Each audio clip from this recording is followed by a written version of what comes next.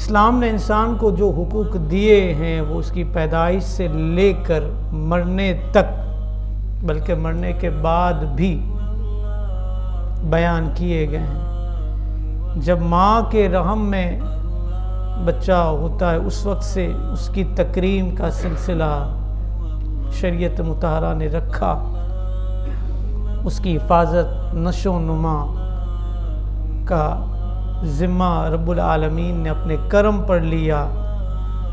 پھر جب یہی انسان روئے زمین پر آ کر اپنی طے شدہ زندگی گزار کر زیر زمین چلا جاتا ہے، قبر کی آغوش میں پہنچ جاتا ہے، تو ایسا نہیں کہ قبر کی آغوش میں پہنچ گیا اب ساری باتیں ختم ہو گئی، نہیں، فرمایا کہ قبر کی آغوش میں پہنچنے کے باوجود بھی اس کے حقوق باقی رہتے ہیں۔ ایک حق تو یہ ہے، فرمایا کتابوں میں لکھا گیا کہ قبر پر پاؤں نہ رکھو کہ مردے کو تکلیف ہوتی ہے۔ ایک حق یہ بھی ہے، فرمایا کہ جس طرح زندہ انسان کی ہڈی ٹوٹ جائے تو جتنی تکلیف زندہ انسان ہڈی ٹوٹنے کی وجہ سے محسوس کرتا ہے، اگر کسی مردار کی ہڈی ٹوٹ جائے، مرنے والے کی ہڈی ٹوٹ جائے تو اس کو بھی تکلیف ہوتی ہے۔ اور ایک عام سی چیز میں آپ کو اس موضوع کو سمجھانے کے لیے، جب بھی میرے آپ کے ہم میں سے کسی کے گھر میں فوتگی ہو جاتی ہے، پانی گرم کیا جاتا ہے، نہ صرف ٹھنڈے پانی سے اور نہ ہی صرف گرم پانی سے، بلکہ مرنے والے کو جب غسل دیا جاتا ہے تو پانی ٹھنڈا اور گرم مکس کر کے، وجہ کیا ہے، لاجک کیا ہے، مرنے والا بھی احساس رکھتا ہے، اس کو بھی محسوس ہوتا ہے۔ ٹھنڈا پانی آپ ڈالیں گے تو بھی اس کو اذیت ہوگی، گرم پانی سے اگر آپ اس کو نہلا دیں گے تو بھی اس کو اذیت ہوگی۔ پتہ چلا کہ ماں کی رحم سے لے کر قبر کی آغوش میں پہنچ جانے کے بعد تک انسان کی تکریم کا اہتمام کیا گیا ہے۔ اسی لیے اللہ رب العالمین نے فرمایا وَلَقَدْ كَرَّمْنَا بَنِي آدَمَ، اور تحقیق ہم نے بنی آدم کو مکرم کیا، عزت والا کیا، وَحَمَلْنَاهُمْ فِي الْبَرِّ وَالْبَحْرِ، اور ہم نے اسے خشکی اور تری میں سوار کر دیا، کہیں تو یہ خشکی میں سفر کرتا ہے اور کہیں یہ بحری جہاز سے سفر کرتا ہے۔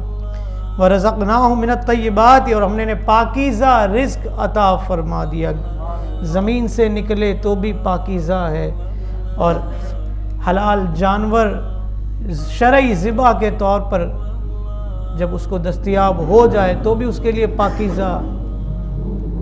وَفَضَّلْنَاهُمْ عَلَىٰ كَثِيرٍ مِّمَّنْ خَلَقْنَا تَفْضِيلًا، اور ہم نے ان کو اپنی بہت مخلوق میں افضل کر دیا۔ یہ انسان کی تکریم کا بیان ہے، انسانی رائٹس کا بیان ہے، حقوق کا بیان ہے۔ ایک اور بیان بھی قرآن میں، اگرچہ کئی بیانات ہیں لیکن میں نے دو چیزیں نکالی ہیں قرآن سے۔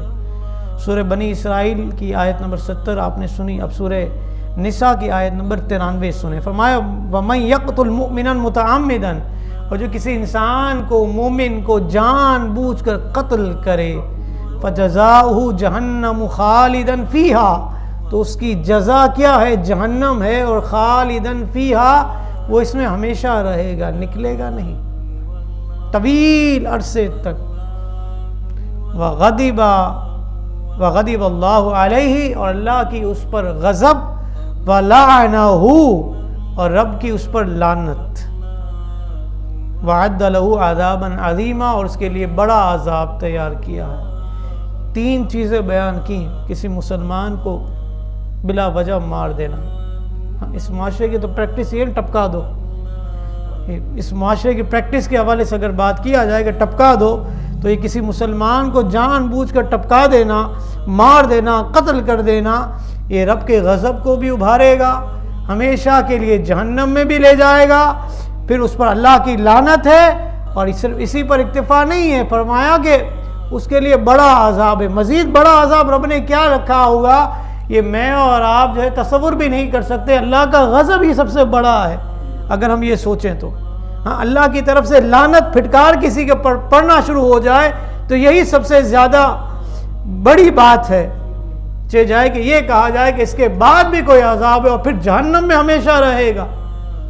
تو اندازہ کیجئے کہ رب العالمین نے انسان کو تخلیق کیا تو اس کی تکریم کے کتنے اہتمام کیے. ہاں کس قدر لوگوں کو باور کروایا کہ بلا وجہ شرعی کسی کو تکلیف نہ پہنچاؤ. اسلام نے انسانیت کو اتنا شرف عطا کیا کہ اس کے حقوق کا آغاز اس وقت سے کر دیا کہ جب وہ مرحلہ تخلیق میں تھا. مرحلہ تخلیق میں ہی تھا نا. ماں کے پیٹ میں کیا تھا؟ پانی کے گندے قطرے کی صورت میں وہ تخلیق ہوا اور اسی سے انسان کا جسم بنا اور پھر وہی ماں کے رحم میں اس کے لیے خوراک کا اہتمام کیا گیا. اولاد کو قتل کرنے سے منع کر کے جنین کو نہ صرف حق زندگی عطا کیا گیا بلکہ وراثت میں بھی اس کو حقدار ٹھہرایا گیا. آئیے اس حدیث کی طرف میں آپ کی توجہ دلاؤں. ہاں حضرت بی بی عائشہ صدیقہ طیبہ طاہرہ ام المومنین آقا کریم صلی اللہ علیہ وسلم کی رفیق حیات جس سے حضور کو بہت پیار تھا، عقیدت تھی. فرمایا کہ ابوبکر صدیق نے مقام غابہ میں کھجوروں کے درخت میں سے 20 وسق جو ہے ایک پیمانہ تھا جو اس وقت تھا جو کہ 60 سا کا ہوتا ہے. ایک وسق 60 سا اور ایک سا 3.5 کلو کا. اندازہ کر لیجئے کتنی کھجوریں ہوں گی. منوں کے اعتبار سے اس کا فگر جائے گا. یہ کھجوریں اپنی لاڈلی صاحبزادی بی بی عائشہ کے سپرد کی اور فرمایا کہ بیٹی بخدا دنیا میں میرے لیے تم سے بڑھ کر کوئی پیارا ہی نہیں ہے. دیکھیے محبت کا انداز دیکھیے. اور نہ میرے بعد تمہاری تنگ دستی سے بڑھ کر کوئی چیز میرے لیے تکلیف دہ ہے. یہ کھجوریں رکھو. پھر جب آپ کو اپنی وفات کا علم ہوا کہ آپ اس دنیا سے پردہ فرمانے والے ہیں تو فرمایا کہ بیٹا ایسا کرنا کہ آج کے بعد یہ جو کھجوریں تم نے رکھی ہیں نا محفوظ کر کے اس کو وراثت کا مال سمجھ لو اور اس کے وارث تمہارے 2 بھائی اور 2 بہنیں ہوں گی. بی بی عائشہ فرماتی ہے کہ والد گرامی بہن تو میری ایک ہی ہے بی بی اسما رضی اللہ تعالی عنہا. 2 بھائی تو مجھے سمجھ میں آتے لیکن بہن تو ایک ہی ہے. فرمایا ذو بطن بنت خارجہ اراہا جاریتن. فرمایا کہ بنت خارجہ کے بطن میں میرے گمان کے مطابق میں دیکھ رہا ہوں لڑکی ہے جو میری بیوی کے رحم میں ہے.